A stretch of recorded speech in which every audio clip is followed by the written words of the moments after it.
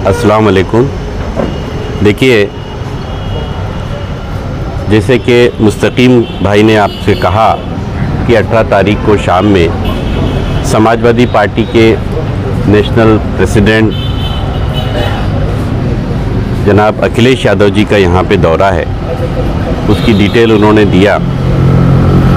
मेरे साथ इस दौरे आज की उस तैयारी को देखने के लिए और आप लोगों से रूबरू होने के लिए मेरे साथ समाजवादी पार्टी के महाराष्ट्र के कारगुजार सदर आली जनाब प्रताप होगाड़े साहब यहाँ बैठे हुए हैं और साजदा मैडम साहिबा और शान हिंद साहिबा यहाँ बैठी है। मुस्तकीम भाई ने बाकी डिटेल आपको बता चुके हैं।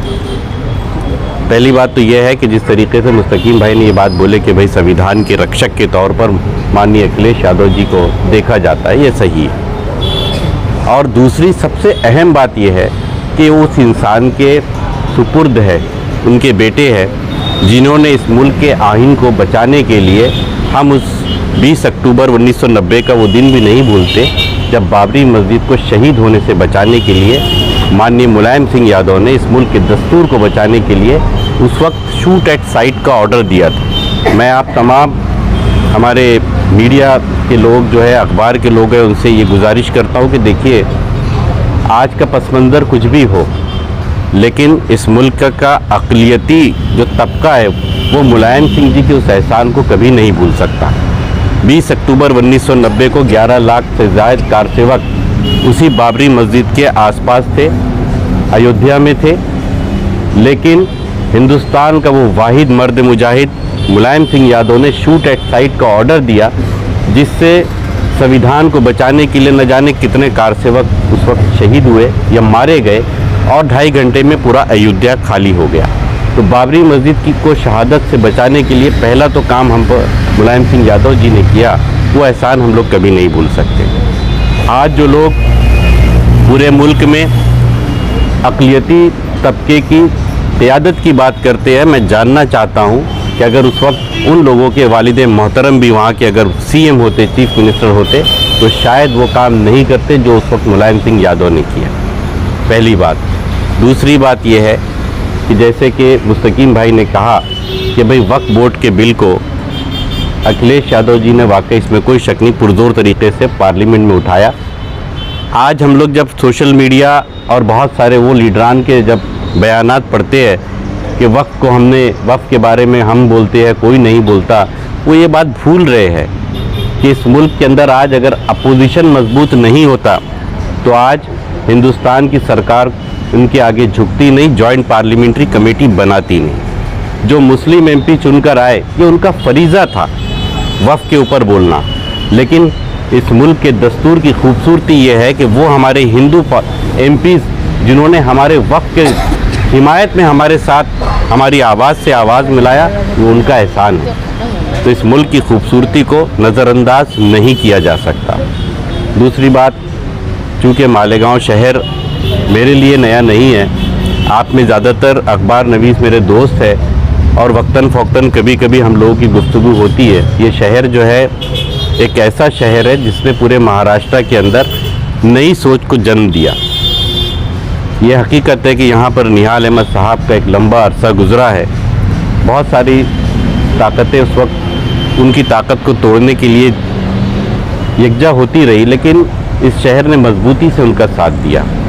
और आज मैं समझता हूँ आली जनाब अबू आसिम आज़मी साहब की खिदमात को इस शहर के लोग कभी फरामोश भी नहीं कर सकते और करना भी नहीं चाहिए।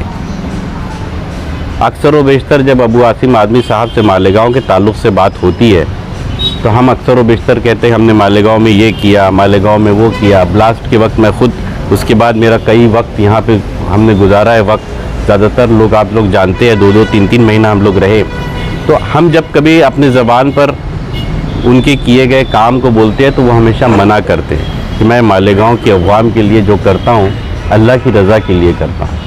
क्योंकि मालेगांव के मेरे मज़लूम लोग, वो अगर मुझ जैसे मामूली से इंसान के पास अगर आकर कोई काम बोलते हैं तो मेरे लिए बड़ी खुशी की बात होती है। तो बहरकैफ आज हम लोगों का ये दौरा मालेगांव के अवाम को ये मैसेज, ये पैगाम देना है कि अखिलेश यादव जी का ये दौरा है जब 18 तारीख की रात में, तो मुझे पूरा यकीन है कि इस मालेगांव शहर के अंदर पूरे महाराष्ट्र की तारीख लिखी जाएगी 18 तारीख को। और इसके लिए ये भी यकीन है कि मालेगांव शहर का हर नौजवान और हर बुज़ुर्ग जो जगह, जो स्टेडियम मुस्तकीम भाई ने तय किया है, शान मैडम और साजिदा मैडम ने मिलके, पार्टी के तमाम लोगों ने मिलके जो भी तय किया है, वो एक नई तारीख लिखेगा उस दिन।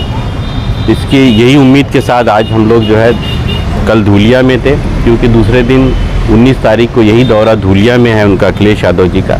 और महाराष्ट्र में हम लोगों ने महाविकास आघाड़ी से प्रायोरिटी के तौर पर मालेगांव की सीट मांगी है, धूलिया की सीट मांगी है। हमने यही कहा है कि भाई हमारी ताकत जहां है, हमारे लोगों पे जहां एतबार है, हमने वही सीटें आपसे मांगी है। और इंशाअल्लाह ये सीट 200% हम लड़ेंगे। ज़्यादा अच्छे बेहतर करती नज़र आ रही है। तो जैसे मालेगांव हो गया, धूलिया हो गया, ये नए आप जगह मांग रहे हैं। आपकी तो पुरानी जो भाई की जगह लगाएगी, तो आप इस हक से मांगी कांग्रेस की, तो पहले से बहुत वर्षों से है कांग्रेस। देखिए, कांग्रेस की तो पिछले निहाल साहब के वक्त 30 साल नहीं रही ना ये जगह, तो कांग्रेस के पास 30 साल नहीं रही। बीच का जो पीरियड कांग्रेस के पास रहा, तो उस वक्त एक खला थी, वो खाली जगह थी। उस वक्त ऐसा तो उस खाली जगह पर हमारे मुफ्ती साहब ने अपनी साइन कर दिए। लेकिन इसका मतलब ये नहीं कि मालेगांव से समाजवादियों का कोई ताल्लुक़ नहीं रहा। हमारा हक ये है कि मालेगांव हमेशा से समाजवादियों का गढ़ रहा है, मालेगांव हमेशा तीसरी सोच के लोगों का गढ़ रहा है, और मालेगांव के लोगों ने हमेशा जब भी सही मुतबादिल मिला है तो इसको रिज़ल्ट भी दिया है। अभी आप महाविकास आघाड़ी में कांग्रेस भी अपना हक जता रही है, आप भी अपना हक जता रहे हैं, जोर से आप ये सीट मांगेंगे? नहीं, इतनी ज़ोर से मांगेंगे। आपको एक बात का वादा करते हैं हम लोग कि ये सीट तो हम लड़ेंगे। परवेज भाई, इससे पहले अबू भाई आए थे, यहाँ पर प्रोग्राम भी दिया, समाजवादी की सीट का अनाउंस उन्होंने करके गए। तो अगर इंडिया अलायंस यहाँ पे सीट नहीं देती तो फिर भी यहाँ पे लड़ेगी? मैं आपको एक ही बात बोल रहा हूँ कि ये सीट हमको लड़ना है। परवेज भाई, अभी आपने कहा 20 अक्टूबर 1990 को जी मुलायम सिंह यादव ने कार सेवकों पे गोलियां चलाने का डर किया। जी, इसी महाविकास आघाड़ी में एक लीडर है जो कहते हैं हमको बाबरी मस्जिद गिराने पर फक्र है जी। अपने कार सेवकों पर। तो आप इसको किस नज़र से देखते हैं? अभी तो वो आपके साथ है।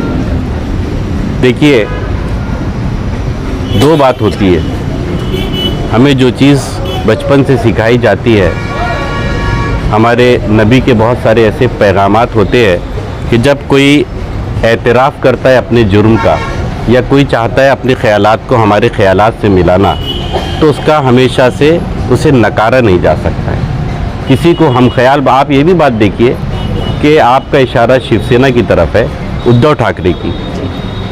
ये हकीकत है कि हम अगर उन्हीं के मुंह से आज बीजेपी के मुखालिफत वाली बात करवा रहे हैं, तो ये उनकी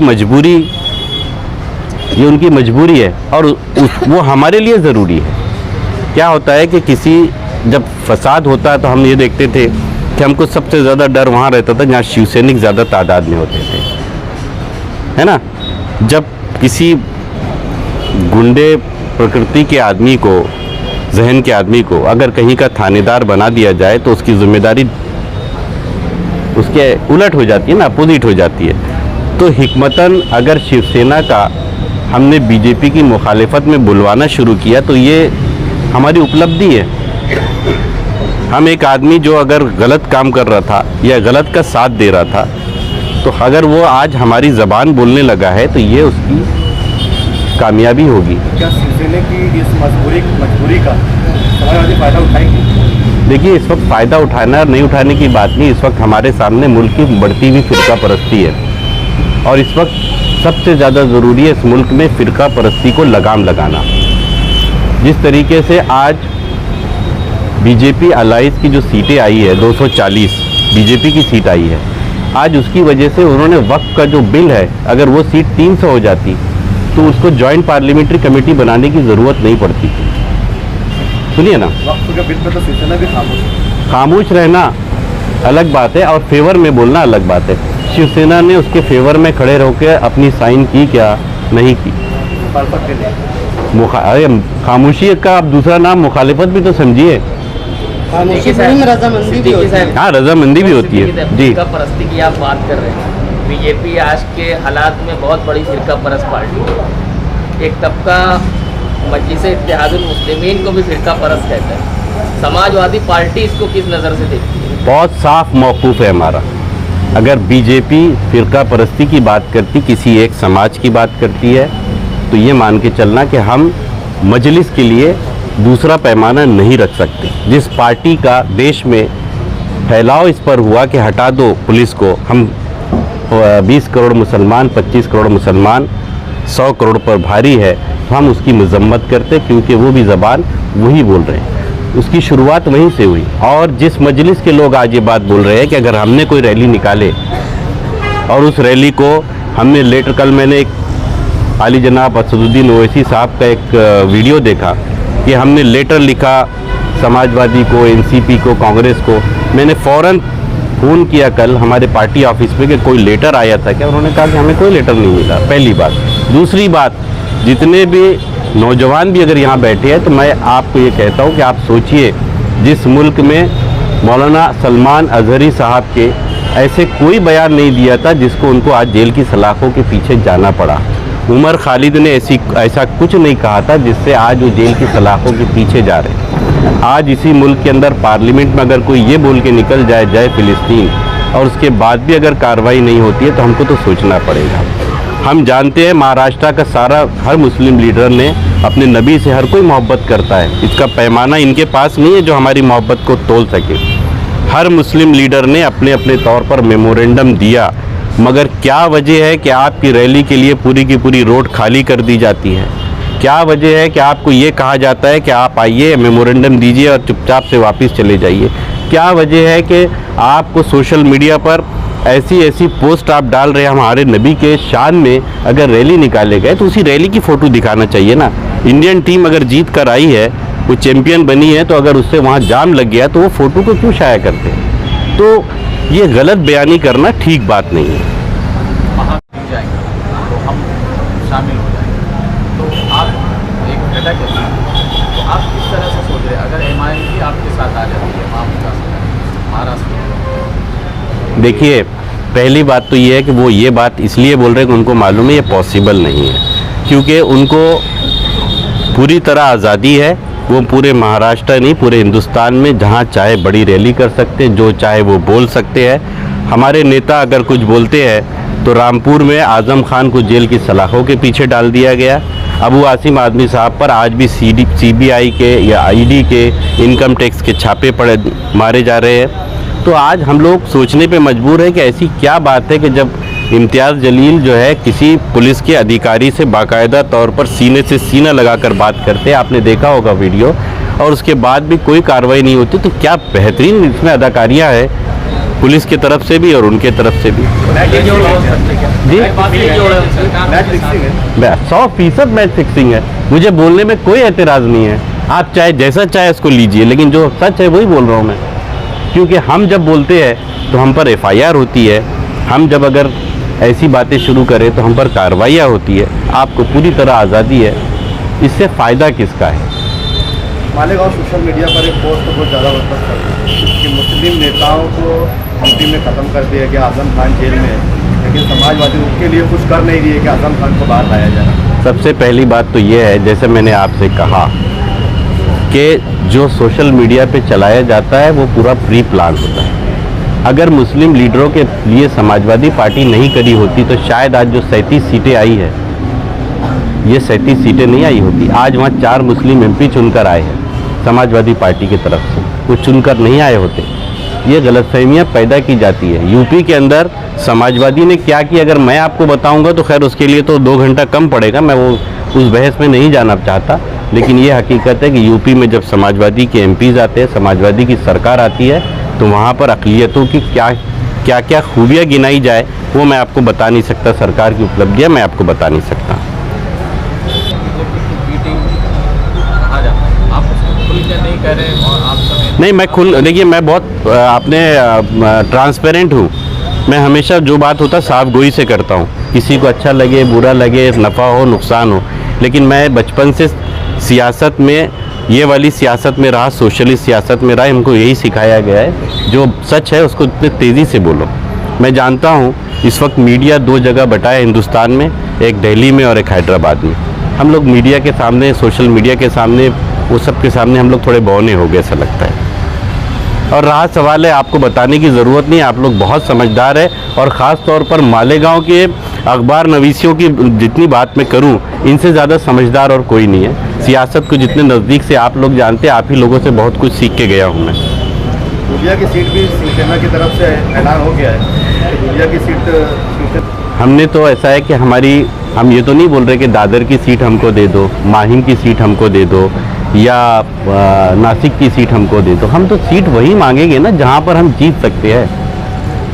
हम तो वही मांगेंगे, और हम ऐसी जगह सीट मांग के सीट को ख़राब भी नहीं करना चाहते। एक बात तो तय है, इस वक्त मुल्क के अंदर, जैसे अबू आसिम आदमी साहब ने परसों कहा मीडिया के सामने कि हम अपनी पार्टी को छोटी करने को तैयार हैं, सिर्फ इसलिए कि फ़िरका परस्त ताकतें हावी नहीं होना चाहिए।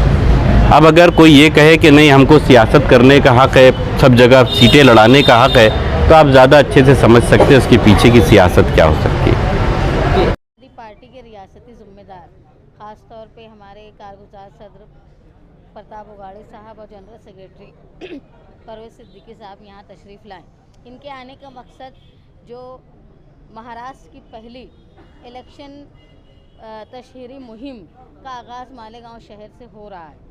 मैं सिर्फ इतना इस मामले में कहना चाहती हूँ कि मालेगांव शहर जो है हमेशा से अपनी एक तारीख़ रखा है, जहाँ हमारी तारीख़ रही है कि हिंदुस्तान को हमने तहरीक की पहचान दी।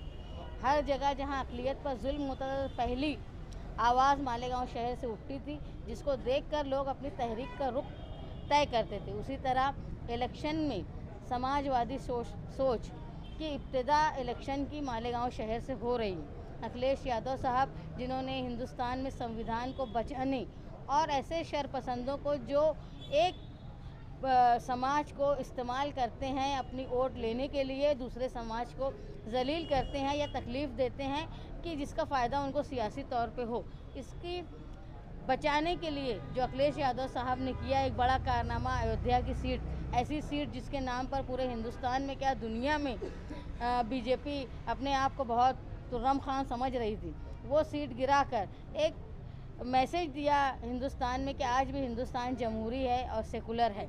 इसी तरह मालेगांव शहर में वो आ रहे हैं, जिस तरह उन्होंने 37 सीटें लाकर इस तरह इतनी ताकत बना ली कि अपोजिशन एक मजबूत ताकत बन गई है। वहाँ सबसे बड़ा हाथ जो है वो समाजवादी और यूपी का रहा है, जहाँ से आज जो है हम वक्फ के जो तरमीमी बिल को रोक पाएँ। मैं चाहती हूँ जो हौसला उनको यूपी से मिला है, वैसे ही मालेगांव में उनके इतना ज़बरदस्त इस्तकबाल हो कि जो राष्ट्रीय अध्यक्ष आ रहे हैं, जब वो ये याद रखते हैं कि हमको 37 सीट यूपी ने दी, तो हमारा इस्तकबाल इतना ज़ोर शोर से हो कि वो इस बात का भी लिहाज रखें, जब भी ऑर्बिटरी रूल्स या कोई ऐसा कानून आए तो उसके ख़िलाफ़ वो पार्लियामेंट में आवाज़ उठाएं, तो वो ये लिहाज रखें कि मालेगांव शहर ने मेरा ऐसा इस्तकबाल किया था कि जिसका मुझे उनको भी जवाब देना है। इसलिए हम उनका इस्तकबाल इस तरह करेंगे, इतना ज़बरदस्त, जैसा ही शोर 37 सीटों की उनको एहसास रहेगा, वैसा ही मालेगांव शहर का इस्तकबाल का एहसास रहेगा। मालेगांव शहर के मर्द ख़वातीन हमेशा से समाजवादी ही रहे हैं सोच के, इसीलिए साथी निहाल अहमद साहब हमेशा कहा करते थे मालेगांव शहर एक बड़ी मुसलमान आबादी का शहर होने के बावजूद भी हमारी सोच सेकुलर है, इसीलिए यहाँ कभी मुस्लिम लीग जैसी पार्टी पनप नहीं पाई। माजी में हमसे जो भी गलतियाँ हुई हो, लेकिन आने वाले वक्त में हम एक गंगा जमने तहजीब वाले मुल्क में रहते हैं, जो पहचान को हमको ज़िंदा रखना।